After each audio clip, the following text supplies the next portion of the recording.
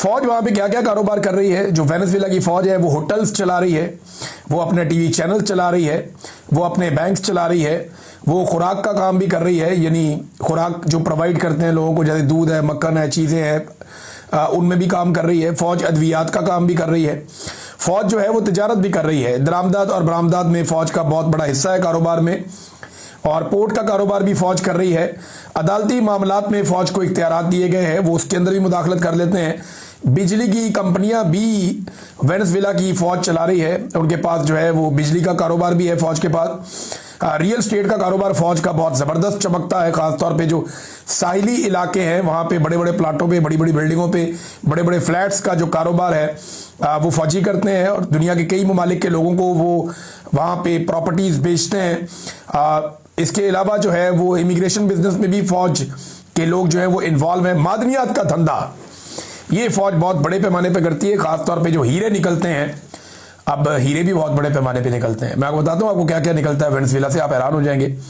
ये जो हीरे निकलते हैं और जो बाकी मादनियात निकलती हैं उनमें फौज का बहुत बड़ा हाथ है। फौज उसमें बहुत ज्यादा पैसा बनाती है। तो जनाब ये है वेनेजुएला की फौज की हालत। इनके जर्नैलों की मैंने तस्वीरें और वीडियो देखी, उनके पेट निकले हुए और अजीबो गरीब उनकी सूरत हाल है। ऐसा लगता है कारोबारी लोग हैं, और बेड़ा ही गर्क हुआ पड़ा पूरी फौज का।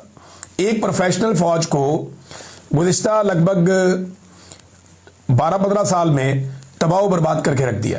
यानी एक ऐसी फौज जो प्रोफेशनल फौज थी, जिसके पास हथियार थे, जिसके पास एयरफोर्स थी, जिसके पास बड़ी तादाद थी, उस फौज का सत्यानाश करके रख दिया। फौज की वो हालत कर दी कि फौज के पास लड़ने की सलाहियत नहीं रही, और फिर फौज ने ही अमेरिका के हुक्म के मुताबिक लड़ने से इनकार कर दिया। यानी ये जो खबरें आ रही ना रॉयटर्स पे और मुख्तलिफ जगहों पे, जराए यही बता रहे हैं कि ये इनसाइड काम डला है।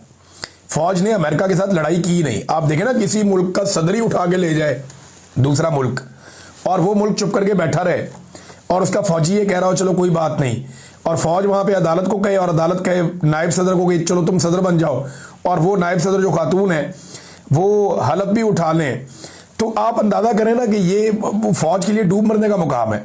लेकिन क्योंकि वेनेजुएला की फौज कारोबार करती है, वो पैसे बनाती है, उनके जर्नैल एक्सटेंशंस लेते हैं, उनके जर्नैलों ने बहुत माल इकट्ठा किया है, और अब वो प्रॉपर्टी डीलर बन चुके हैं। अब उन्हें सिर्फ पैसा दिखाई देता है, वो अय्याशी की जिंदगी गुजार रहे हैं, वो और उनके खानदान। लिहाजा ये लड़ने वाली फौज रही नहीं। आहिस्ता आहिस्ता शुरू में लड़ती थी, अब वो लड़ने वाली फौज रही नहीं। तो अमेरिका ने बड़े आराम से उनका सदर उठाया और सदर उठाकर ले गए।